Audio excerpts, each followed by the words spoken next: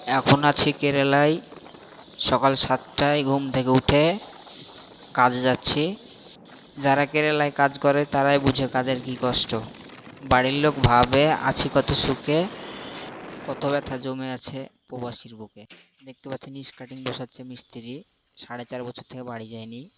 ওর বাড়ি এলে অন্যজনের সাথে লাইন করে, সেই জন্য বাড়ি যায়নি। এই জীবনটা এখানে কাটিয়ে দিতে বলছে। ওর বোন নামে 10 কাঠা জমি দিয়েছে, সেজন্য ওকে তাড়াতে পারছে না, রোডের গোলে জমি। আপনাদের বউ যদি এরকম করতো তাহলে কি করতেন কমেন্টে জানান। আর হচ্ছে যে কি টাকা পয়সা যা দিয়ে পাঠালছিল প্রথমে সব শেষ করে দিয়েছে। মানুষটা একবারে অসহায় হয়ে গেছে।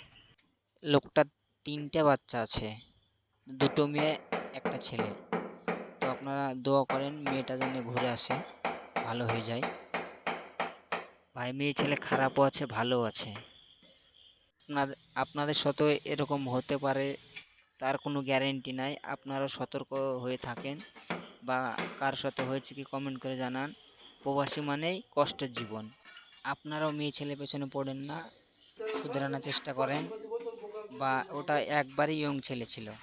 ইয়ং ছেলে কি করে পারে 3টে ছেলের মার সাথে লাইন করতে, একটা সংসার ভাঙতে? কমেন্টে জানান।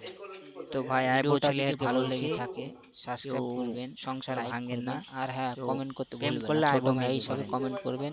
আর ভাই রাজমিস্ত্রি ভাই বলছি, সব সাপোর্ট করেন ভাই।